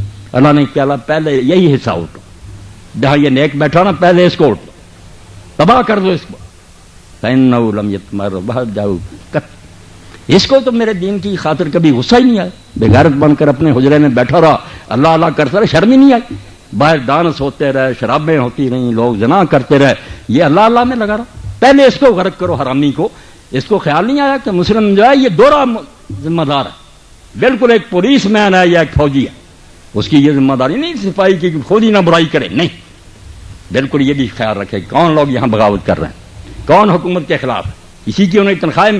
مسلم جو ہے نا اب حضور کی امت، آخری نبی کی امت، ہمارا اب کام دوہرا ہو گیا کہ ہم خود بھی نیک رہیں اور یہ خیال رکھیں کہ کیا ہو رہا دنیا، اس کو ٹھیک کرنے کے لیے اپنا زور لگائیں، اور اس راستے میں جو قربانی دینی پڑے۔ تو سب سے بڑی ذمہ داری تو مسلم کی یہ ہے کہ اگر وہ حضور کو آخری نبی مانتا تو نبی تو بند ہو گیا، مگر وہ دین کا کام تو بند نہیں ہوا۔ جو قیامت کے لوگ آ رہے ہیں ان کو دین کون پہنچائے گا؟ نبی نہیں پہنچائیں گے، تم پہنچاؤ، نہیں پہنچاؤ گے شامت آ جائے گی، کوئی تمہیں یہ فخر نہیں بچائے گا حضور کی امت تھی، یہی تمہارے لیے عذاب کا سبب بنے گا کہ حضور کی امت ہونے کی وجہ سے تمہیں دوہرا کام کرنا چاہیے تھا، تم نے نہیں کیا۔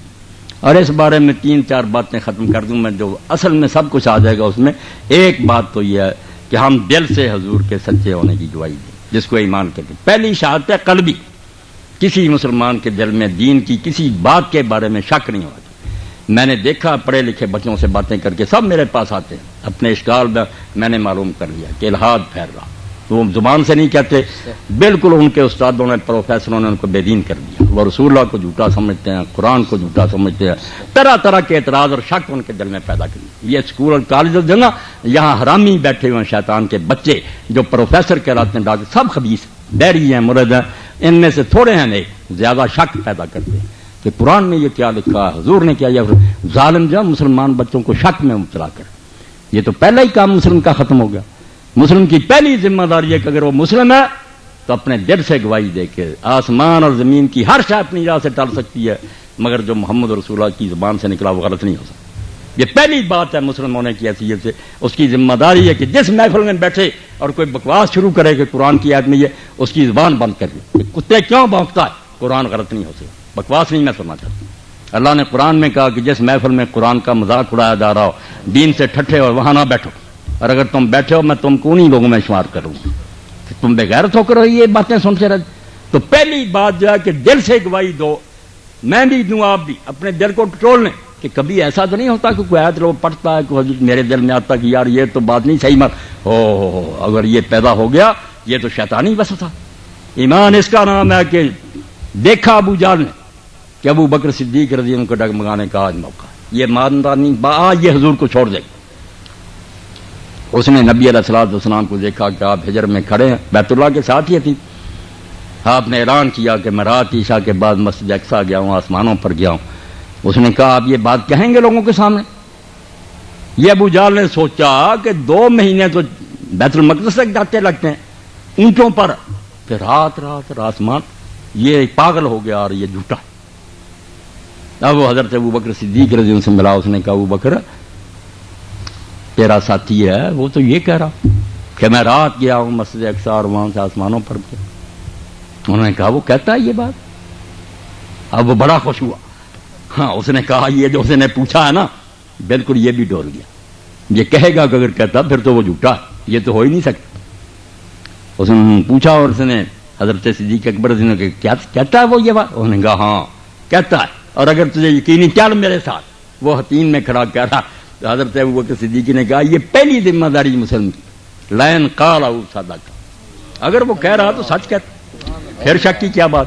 ہاں سوال ہی نہیں پیدا ہوتا غلط ہونے کا۔ یہ ایمان ہے، اس میں ہم اب ڈگمگا رہے ہیں نعوذ باللہ۔ اس تعلیم نے ہمارا بیڑا غرق کر دیا۔ پڑھے لکھے بچے استاد شک میں پڑے ہوئے کہ نہیں قرآن میں تو ہے مگر نہیں یہ ماننے والی بات نہیں ہے۔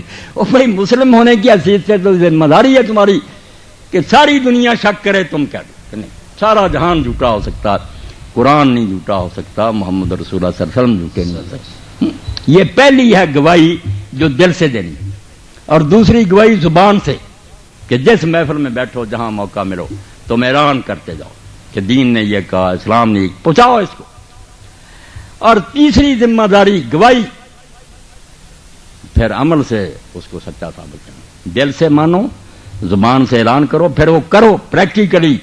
اور یہی بات امام جعفر صادق علیہ السلام نے کہی، ہم بات کرتے ہیں زبانوں سے، میں بھی زبان سے کرتا ہوں، بسیری کانفرنس سے، اور اثر خاک بھی نہیں ہوتا، کوئی نہیں بدلتا کسی پر اثر نہیں، کیونکہ منہ سے ہو رہی بات، کرتا نہیں کوئی، مولوی تک نہیں کرتا، اب اثر کیا ہو؟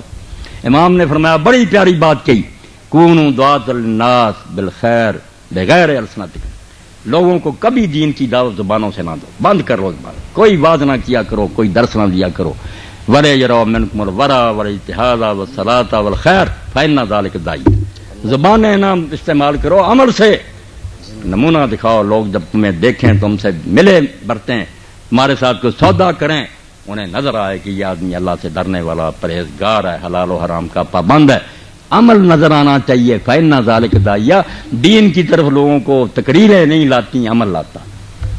اور آپ نے دیکھا کہ ایک شخص مدینہ منورہ گیا، امام جعفر صادق رحمۃ اللہ علیہ سے ملا، غیر مسلم تھا، اسلام لے آیا، اس کی ایک والدہ ہی تھی وطن میں اور کوئی نہیں تھا۔ جب وہ واپس جانے لگا تو اس نے کہا امام میں اپنے علاقے کو جا رہا ہوں۔ آپ نے فرمایا تیرا کوئی قریبی ہے؟ اس نے کہا صرف والدہ۔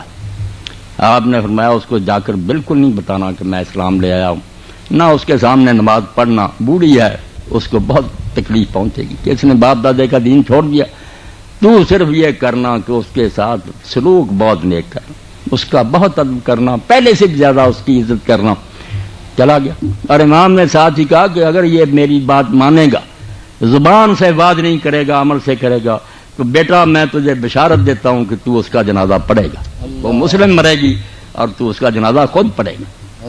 جب وہ وطن گیا چھپ کر نماز پڑھ لیتا، اماں کو نہیں بتایا، مگر خدمت بہت کرتا۔ اماں نے ایک دن پوچھا کہ بیٹا تو پہلے بھی کوئی اتنا برا نہیں تھا، مگر یہ چیز کس نے تجھے سکھائی؟ تو میرا بہت ادب کرتا، بہت میری عزت کرتا۔ کچھ دیر ٹالتا رہا اور اس نے ایک دن کہا کہ ماما ایک ملک ہے عرب، اس میں ایک شہر ہے مدینہ، وہاں میں گیا تھا، وہاں ایک بزرگ کے پاس بیٹھا، اس نے مجھے یہ نصیحت کی تھی کہ ماں کی بہت خدمت کرنی چاہیے۔ اماں نے جب یہ باتیں سنی تو اس نے کہا بیٹا وہ شخص ضرور اللہ کا نبی ہوگا۔ تو اس نے کہا ماں وہ نبی نہیں تھا، نبی کی اولاد میں سے تھا، جو نبی گزرے نا محمد رسول اللہ صلی اللہ علیہ وسلم، ان کی تیسری چوتھی پشت میں وہ امام احسان کا پوتا تھا۔ جعفر صادق میں اس سے ملا، اس نے کہا بیٹا جس کے پوتے کا یہ حال ہے وہ نبی کیسا ہوگا؟ اسلام لائی اور اس کی موت ہو گئی اور بچے نے اس کا نماز جنازہ پڑھا۔ امام نے فرمایا زبان سے لوگوں کو دین کی دعوت نہ دو، لوگوں کو تمہارے عمل میں پرہیزگاری اور نیکی نظر آنی چاہیے۔ فَإِنَّ ذَلِكَ دَاعٍ، تم فکر نہ کرو تقریروں کے بغیر ہی اس سے لوگ کھنچے چلے آئیں اسلام۔ اور جب ہم صرف زبان سے باتیں کریں گے، عمل لوگ جو ملیں گے وہ کہ توبہ توبہ، اس سے نہ معاملہ کرو، اس سے زیادہ بے ایمان تو کوئی نظر ہی نہیں ہے۔ میں نے خود دیکھا، آ رہے تھے سائی وال سے اور میرا بچہ گیا اتر کر کار سے، اس نے جا کر خریدے یہ جو آلو بخارا، اتنی لمبی داڑھی ناف تک تھی. بیٹے نے توجہ ہی نہیں کی، اتنا یہ فریب نہیں کر سکے.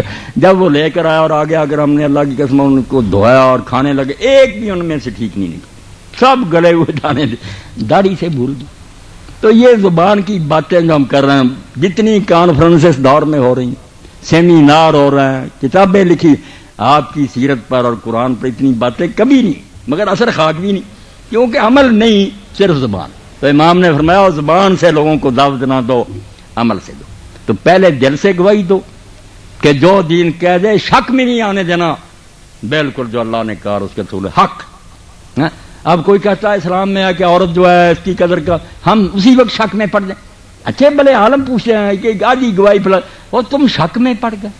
پہلا ہی فریضہ جو تھا اس میں جھوٹے نکلے کہ تم نے گواہی دینی سی دل سے کہ ہمیں نہیں سمجھ آتی، یہ تھیوریاں روز بدلتی ہیں، جو اللہ کا رسول کیا گیا وہ غلط نہیں ہو سکتی. یہ تو بنیاد تھی، آپ نے یہی متدرج کر دی.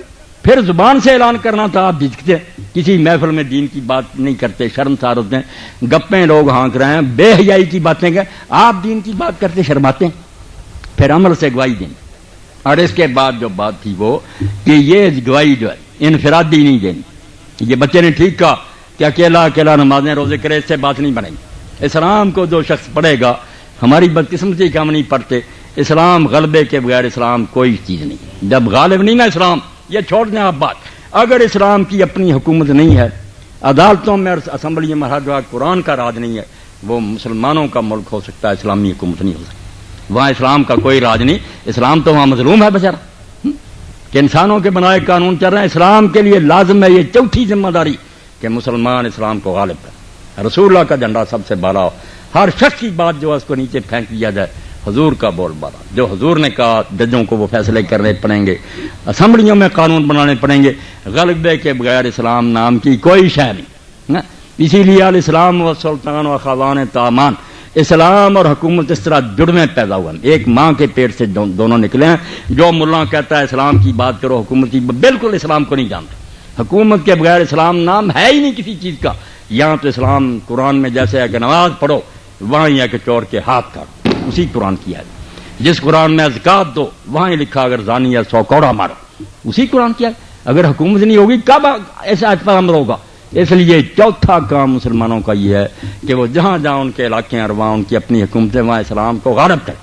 ہر جگہ اسلام کا راج ہو، مدرسوں اور کالجوں میں وہ پڑھایا جائے، عدالتوں میں وہ رکھا ہوا، عدالتیں اس کے مطابق فیصلے کریں، کوئی صلح جنگ نہ اس کے بغیر ہو، غلبہ. اور آخری بات جو ہے وہ جہاد کی کہ یہ آج ہمارے بارے میں لوگ کہتے ہیں یہ دہشت گرد ہیں، ملکوں میں فساد پھیلایا. جھوٹی بات. ہم دہشت گرد نہیں ہیں. دہشت گردوں کو ختم کرنے کے لیے تلوار اٹھانا لازم ہے، اس میں شرمسار ہونے کی بات نہیں. امریکہ نے سنبھال کہ جو برے کام کرنے میں ان کو کچلوں گا. یہ کام ہمارا تھا کہ ہم وہ تو جو سچے ان کو سمجھا نا دہشت گرد. ہم واقعی دہشت گردوں کو، خواہ وہ مسلمانوں میں سے ہو یا غیروں میں سے، جو بھی زمین میں خرابی مچاتا اس کو کچلنے کے لیے طاقت استعمال کریں. یہ کوئی برائی نہیں ہے.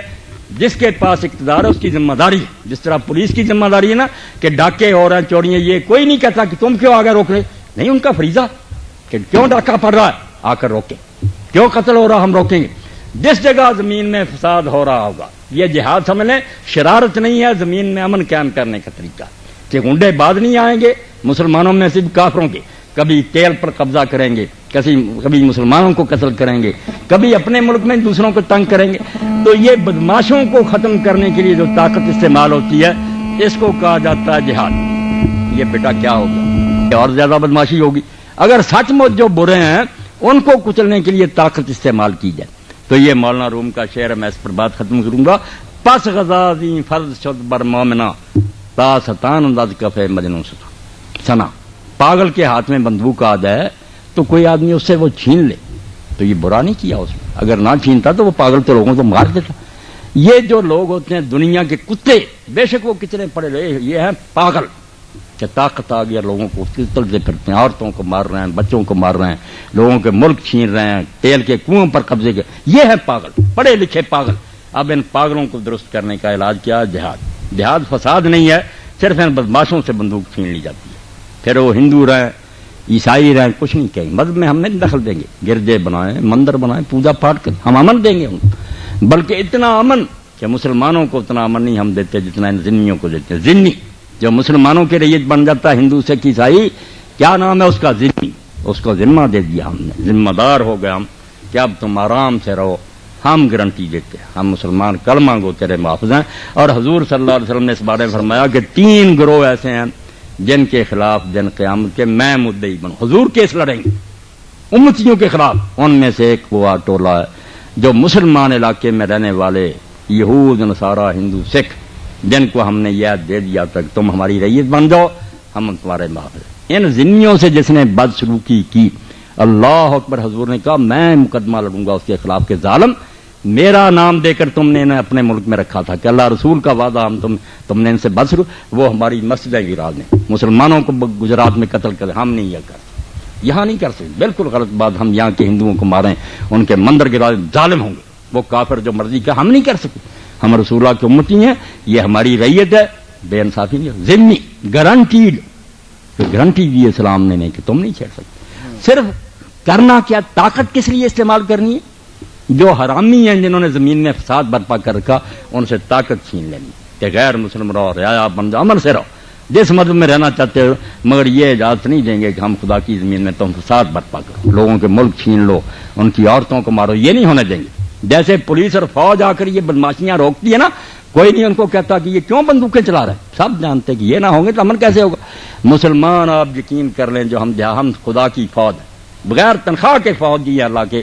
ہمیں آواز آتی ہے کہ اے مسلمانوں تم میری فوج ہو. تنخواہ دار فوجیوں کو چھوڑو کہ پاکستان کی فوج، یہ تو بعد میں فوجیں بھرتی کی تنخواہ دار. مسلمان ملکوں میں فوجیں ہوتی تھی تنخواہ دار؟ نہیں. ہر آدمی کے دروازے پر گھوڑا بندہ ہوتا تھا، اس کے پاس تلوار ہوتی تھی. جب آواز آتی تھی کہ مسلمانوں فلاں علاقے میں فساد پھیل گیا، وہاں بدماشی شروع ہو گئی، مسلمان نکلتے گھوڑوں پر سوار ہو جاتے، تلواریں، بدماشی کرنے کے لیے، بدماشی روکنے کے لیے. جیسے فوج آتی ہے مداخل کر دی، تو ہمارا جہاد جو رومی فرماتے ہیں، جہاد اس لیے مومنوں پر فرض ہوا کہ اگر پاگروں کے ہاتھ میں نیزے آ گئے تو ان سے چھین لو، بدماشوں سے طاقت چھین لو کہ ان کو ظلم نہ کریں. وہ غیر مسلم مرنا چاہتے ہیں، جانا چاہتے ہیں دوزخ میں جائیں، ہم ان کو کلمہ نہیں پڑھائیں گے مگر ظلم نہیں کریں گے. اور اس میں مسلم غیر مسلم کی تمیز نہیں. ہم میں سے اپنوں میں سے بھی اگر کوئی خبیث کسی علاقے میں ظلم کرے گا، ہم اس کا گریبان بھی پکڑیں گے. کلمہ پڑھ کر کیوں ظلم کر رہے؟ اور عدل کا راج ایسا آئے گا پھر اگر مسلمان یہ ذمہ داریاں ادا کریں، دل سے حضور کو سچا جانیں، زبان سے اس کا اعلان کریں، عمل سے اس کی گواہی دیں، کر کے بھی دکھائیں، اور پھر اس کو دوسروں تک پہنچائیں. اور آخر میں اگر طاقت بھی استعمال کرنی پڑے اور جان دینی پڑے، گھر لوٹانے پڑے، کریں. جس طرح فوجی مرتے ہیں، پولیس مرتی، چوکوں پر دیکھ دیں گے فلاں کیپٹن شہید پولیس کہتی ہے کہ محکمے کی خدمت کر. آپ بھی اسی لیے خدا کے ہاں شہید ہوتے ہیں کہ ہر مسلمان میدان میں نکلو، میرے خدا کا قانون توڑا جا رہا، رسول اللہ کی شریعت پامال کی جا رہی. یہ غنڈہ نہیں ہے، دہشت گرد نہیں ہے، دہشت گردی کو مٹانے کے لیے میدان میں نکلتا کہ دہشت گردی میں. اب یہ زمانے کا چلن دیکھو کہ خبیثوں نے جو خود دہشت گرد ہیں ہمیں بدنام کر دیا کہ مسلمان دہشت گرد. مسلمان تو کسی کو حق مار ہی نہیں سکتا، کسی عورت کو نہیں مارتا، بچے کو. جب حضور نے اعلان کیا جنگ احد میں کہ ہے کوئی جناب میری تلوار کا حق ادا کرے، میری تلوار لے، اب کون لیتا؟ حضور کی تلوار. فرمایا میری تلوار لینی اور حق ادا کرنا ہے نبی کی تلوار کا. تو حضرت ابو دجانہ نے کہا کہ اللہ کے رسول اس کا کیا حق ہے؟ فرمایا نہ یہ بچے پر چلنی چاہیے نہ عورت پر چلنی چاہیے. جو تندرست اور جوان مقابلے صرف اس کو قتل کرنا، عورت آئے بچہ نہیں، کتنی دشمن ہو کافر کی چھیڑ نہیں سکتی. اب کافر کو تو حرامزادے کو پرواہ ہی نہیں، عورتوں کو مارنا بچوں. مگر مسلمان بیچارہ اتنا پابند ہے دین کا، اللہ کا سپاہی اور فوجی کہ عورتیں سامنے آتی نہیں تلوار بند کریں، بچہ سامنے آ نہیں اس کو کریں، بوڑھا آ گیا درویش خان قوم گردوں بیٹھے، فرمایا نہیں ان بیچاروں کو کیا چھڑنا ہے، بات کر میدان میں جو سامنے آیا شاسوار اس سے نکل. ایسی پاک صاف اور نیک جنگ کو یہ دہشت گردی، اور جو آپ حرامزادی بستیوں کی بستیاں تباہ کر رہے ہیں، بے گناہ شادی کے بیچارے گیت گا رہے ہیں، ان پر بم برسا دیتے ہیں، بعد میں کہتے ہیں مغالطہ لگ گیا. یہ خود نیک بنے گی. یہ ہماری سامنے بدقسمتی کہ جو دہشت گرد ہیں وہ ہمیں دہشت گرد. ہم تو غریب اگر جان دینے کے لیے جاتے ہیں تو مفت میں کہ اپنی جان دیں گے، دہشت گردی روکیں گے. اب دیکھنا ہے رسول کریم فضا بھی امیر ہوئی، قربان جائیں رسول خدا پر. جیسے وضو نماز سے ایسی جنگ سکھائی، ہماری جنگ بھی نماز کی طرح کی پاک. فرمایا جو شخص اللہ کے رسول اس لیے جنگ میں جاتا کہ کچھ لوٹ کا مال ہاتھ آئے، فرمایا مرے گا تو حرام کی موت مرے. کسی نے کہا صرف ایک اونٹ کی رسی اس کے پاس نہیں ہے گھٹنا باندھنے کی، اس کو لینے کے لیے گیا، فرمایا دوزخ میں گیا. کسی نے کہا وہ صرف بہادری دکھانے کے جہنم. کسی نے کہا صرف اپنی برادری کی حمایت میں گیا یا ملک کے لیے، فرمایا دوزخ۔ کون ہے مجاہد؟ فرمایا بیچارہ جو کڑوا گھونٹ پیتا، لتکون کلمۃ اللہ علیہ، نہ لینا ہے نہ دینا، اس لیے غریب چلا گیا کہ جان دینی ہے مگر اللہ کا بول بالا کر، دین سربلند ہونا چاہیے، بدماشی ختم ہونی چاہیے، نیکی پھیلنی چاہیے۔ اس سے زیادہ بھی کڑوی کوئی بات ہو سکتی؟ اور اقبال رحمۃ اللہ نے کیسی بات کہی، شہادت ہے مطلوب و مقصود ہے مومن، نہ مال غنیمت نہ کشور کشائی۔ نہ وہ بیچارہ ملک لینے کے لیے جاتا ہے نہ مال لینے کے لیے جاتا ہے، اگر یہ ارادہ آ گیا تو اس کا تو اپنا ہی بیڑا غرق ہو گیا، وہ تو دوزخی ہو گیا۔ وہ تو صرف اس لیے جاتا ہے کہ یار کیوں ظلم ہو رہا، کیوں عورتوں کو مارا جا رہا، کیوں علاقے چھینے جا رہے ہیں مفت میں۔ اللہ کا ایسا سپاہی کہ کوئی اس دنیا میں وہ معاوضہ نہیں چاہتا، اللہ کی رضا کے لیے چاہتا، اور اللہ بھی پھر اس پر کتنا خوش ہوتا۔ اب آقائے دو عالم صلی اللہ علیہ وسلم آپ جانتے ہیں، قربان جائیں ہماری جانیں آپ پر قربان، حضور سے بڑھ کر کوئی ہے؟ مگر آپ نے صرف ایک شے کی خواہش کی، صحیح بخاری دیکھ لیں دوسرے، اب اللہ کو یہ منظور نہیں تھا۔ حضور اگر قتل ہو جاتے کافر تالی بجا دیتے کہ اللہ کا آخری نبی مارا گیا، اللہ کی ٹیم ہار گئی، نہیں، آخری نبی قتل نہیں ہو سکتا، مگر حضور نے کہا کہ میرا یہ جی چاہتا، میری یہ تمنا ہے کہ میں اللہ کے راستے میں قتل ہوں، پھر زندہ ہوں، پھر قتل ہوں، پھر زندہ ہوں، پھر بار بار میں اللہ کے راستے میں شہید ہوں، اس سے زیادہ مزیدار موت کوئی نہیں ہے، حضور چاہتے رہے۔ اب شہید غریب تو لوگ دہشت گرد کریں تو اس پر رو ہی سکتے ہیں، افسوس ہی کر سکتے ہیں کہ ہماری نالائقی کی وجہ سے جو لوگ اللہ کی رضا کے لیے اپنے جانیں دیتے پھرتے تھے کہ ہم ظلم کو روکیں گے، ان غریبوں کو ٹیررسٹ کہہ دیا۔ آپ آبادیاں تباہ کر رہے ہیں، آپ کے کارنامے تو ابھی تک وہاں جاپان میں موجود ہیں، کس نے بم چلائے تھے وہاں ہیروشیما اور ناگا سے، آج تک وہاں لاکھوں مر گئے، بچے پیدا ہو رہے ہیں معذور، آپ نے تو وہ کارنامے کیے، بے گناہوں پر بم پھینکے، اور ہمیں کہتے ہیں مسلمان دہشت گرد ہے۔ ہمیں رونا آتا ہے کہ ہمارے اپنوں نے جو کیا نا، اس پر آپ ختم کر لیں بات کو، گلائے جفائے وفا نما کہ حرم کو اہل حرم سے۔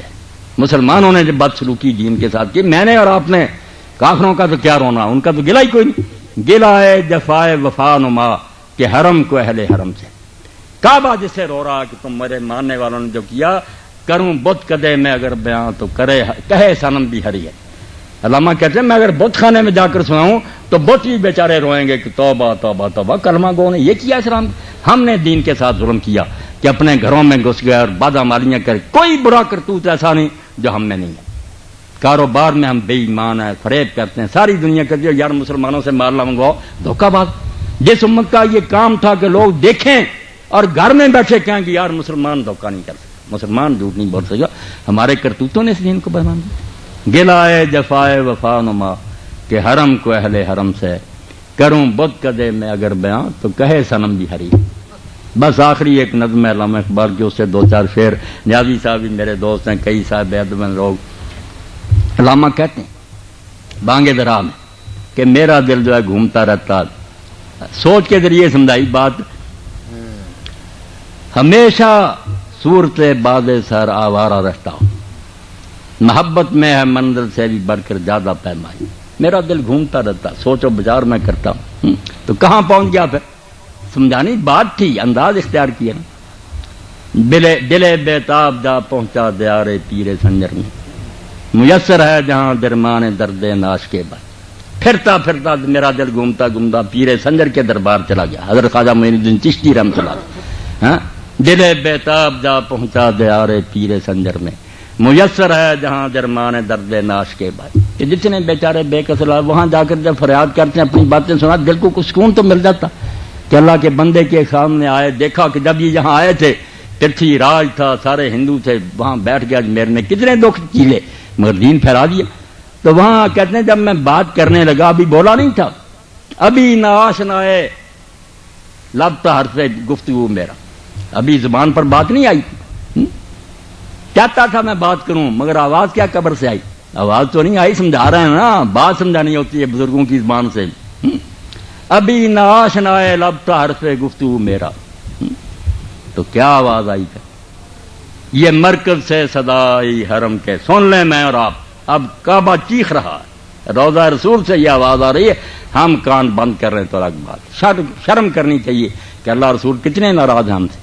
تو کہتے ہیں پیر سنجر کے سامنے جب میں کھڑا ہوا، یہ مرکز سے صدائی حرم کے رہنے والوں کو، شکایت تجھ سے ہے اے تارک آئین آبائی، تو نے اپنے سلف کا طریقہ چھوڑ دیا، تو صحابہ اور تابعین کے دین پر نہیں رہا، اس لیے تجھ سے حرم بیزار، مکہ ناراض ہو گیا، تو حج کرتا پھر عمرہ کرتا پھر کچھ نہیں، تجھے کچھ نہیں ملتا، لعنت ملتی۔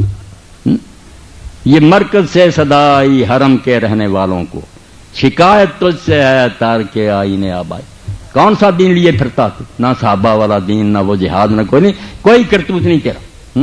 پھر کہتے ہیں تیرا ہے کیس کیوں کر ہو گیا جوش جنون ٹھنڈا، کہ لیلا میں تو ہیں اب تک وہی انداز لیلائی، دین میں تو وہی حسن ہے، حضور اسی طرح خوبصورت ہے، مگر تیرا شوق ٹھنڈا ہو گیا۔ مسجدیں ویران ہیں، بازار بڑے، اذان ہوتی ہے آپ دیکھتے ہیں 1000 میں سے ایک آدمی اٹھ کر جاتا، باقی کافر ہیں، حضور کو نہیں مانتے۔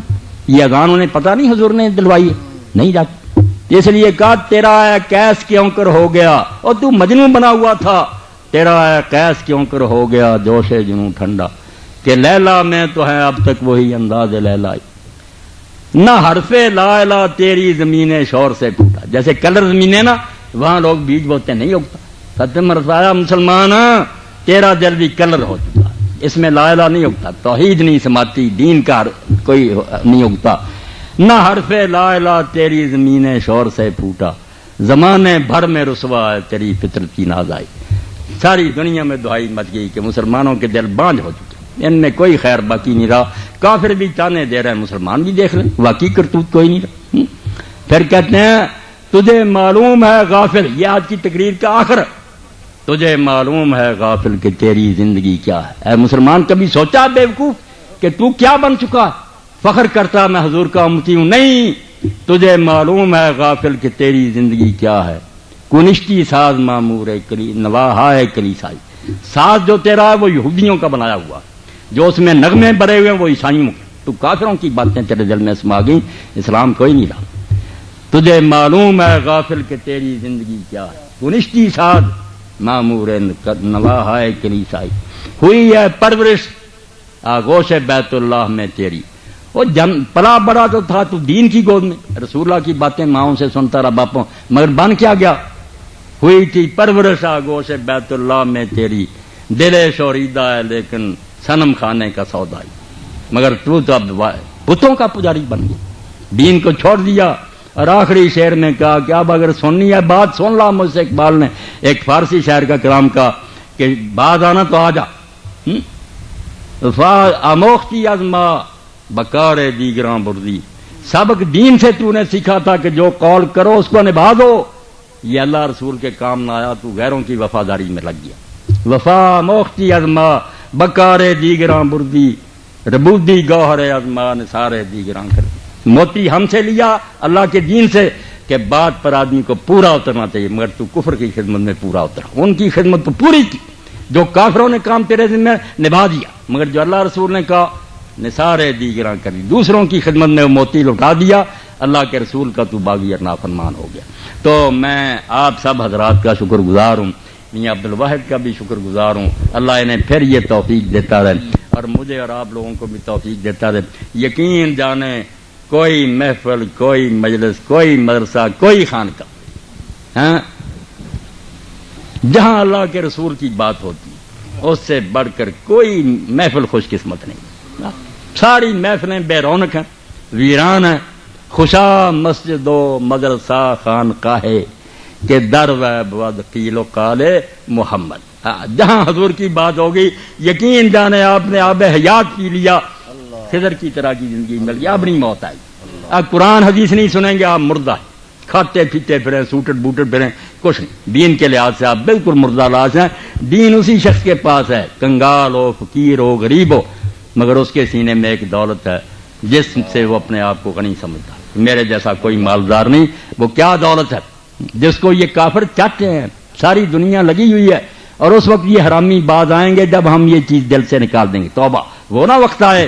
کیا کہتے ہیں یہ خلیز، یہ فاقہ کش کے موت سے ڈرتا نہیں ذرا، سبق دیتا شیطان ان چیلوں کو، بش کو، بلیر کو کہ کر دو مسلمانوں کے بارے میں یہ فاقہ کش کہ موت سے ڈرتا نہیں ذرا، یہ رسول اللہ کو امتی بھوکا رہے، ننگا رہے، یہ جانے دیتا ہے روح محمد اس کے بدن سے نکال دو۔ ان کو یہ سبق دیا ہے کہ سلیبس بدل دو، سکول اور کالج کے کورس بدل دو تاکہ روح محمد ان کے جسم میں سے نکال دو، اللہ وہ وقت نہ لائے۔ بس ایک ہی چیز میرے اور آپ کے پاس ہے، ہم سب کچھ کھو دیں، گم کر دیں، مگر رسول اللہ کا نام ہمارے دل پر لکھا رہے، سب سے بڑی بات۔ صبا تو جا کے یہ کہیو میرے سلام کے بعد کہ تیرے نام کی رٹ ہے خدا کے نام کے بعد۔ مدینہ جا کر یہ ہوا کہہ دے کہ اللہ کے رسول دیوانہ کہہ رہا تھا کہ میری زبان پر یہ اللہ کا نام ہے تیرا۔ صبا یہ جا کے یہ کہہ دے میرے سلام کے بعد کہ تیرے نام کی رٹ ہے خدا کے نام کے بعد۔ یہی اللہ مرتے دم تک مجھے آپ کو نصیب کرے۔ آپ میرے بھائی ہیں بہن، میری دعا اپنے لیے بھی آپ کے لیے کہ اللہ سب کچھ ہم سے چھن جائے تو کوئی نہیں، ہم لوگ تیری رضا پر راضی ہیں، مگر اپنے فضل و کرم سے مرتے دم تک ہمارے دلوں میں جو رسول پاک کی محبت ہے یہ نہ چھیننا، ہم ایسے نہ محروم ہو جائیں۔ ہم مفلس ہیں، کنگال ہیں، ہمارے پاس کچھ نہیں رہا، ہماری سلطنتیں جاتی رہیں، ہمارے ملک چھن گئے، مگر ایک چیز ہم اپنے دل میں لیے بیٹھے ہیں کہ تیرے رسول کے دیوانے ہیں، یہ نہ ہم کہیں موتی کھو بیٹھیں، ورنہ ہم سے زیادہ بدقسمت کوئی نہیں ہوگا۔ وآخر دعوانا الحمدللہ رب العالمین وصلی اللہ تعالی علی خیر خلقہ سیدنا و مولانا محمد وآلہ وصحبہ اجمعین۔ جزاک اللہ۔